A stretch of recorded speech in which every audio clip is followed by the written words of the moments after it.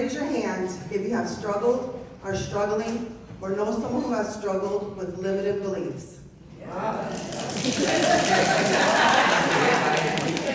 study by Oracle shows that more than 75% of people feel stuck, personally or professionally. And that is why we are here today. Feeling stuck keeps you from making decisions, achieving goals, living life on purpose, creating self-doubt, and limiting beliefs. I want to share with you the blueprint to shift your mindset from limitation to liberation. Before we do that, I want to share with you why this is so important to me.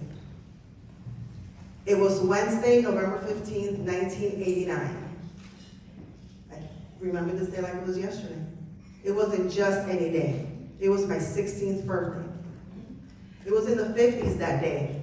And if you're familiar with Rochester, New York, you know that it's not typical weather. I arrived at school and all of my friends were excited, wishing me a happy birthday. But me, my stomach was in knots. I was going to make a decision that day that not even my friends knew about. The bell rang, we all head inside. I go to my locker, clean out my books, walk into the classroom. As I hear Mrs. Dale, Mary Ann, have a seat. I defiantly look at her and say to her, you can't tell me what to do, I'm dropping out. Here are your books. The loud noises turned into a whisper, and as I walk out the room, silence is all I hear. My parents were livid when they found out, and they reported me to my juvie probation officer.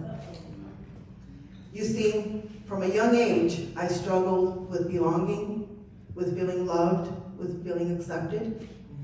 Little Mary Ann never felt like she belonged. Everyone was always leaving her. First, my biological father, when my parents got a divorce. And then, a few years later, my mother and stepfather moved away for work and left me with my grandmother.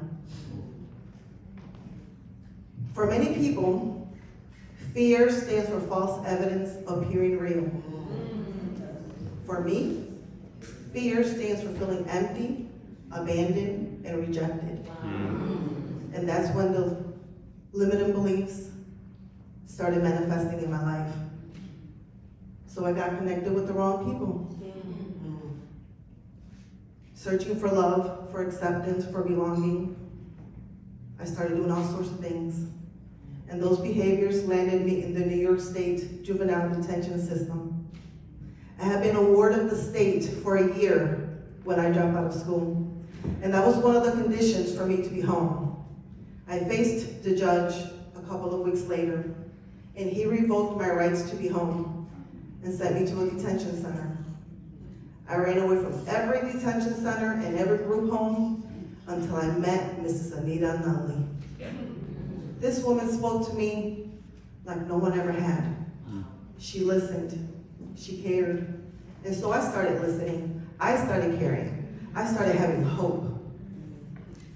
I knew that returning back to city schools back home was not an option for me.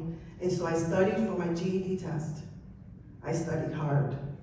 The day before I was to be released, I was called to the office. Ooh, I was nervous. I was given an envelope and my hands shook as I read it open. It was my test scores and a certificate. I passed. 2 years later, I graduated from local trade school with a certificate. And you know who was the only person that came to my graduation? You guessed it, Miss Anita Nunley. 10 years later, I graduated with my associates. 5 years later, my bachelor's. 5 years after that, my master's. And 6 years ago, I was honored with an honorary doctorate.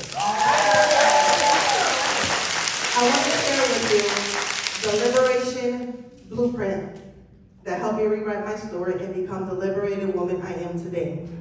L, let go of the past. I, identify your limiting beliefs.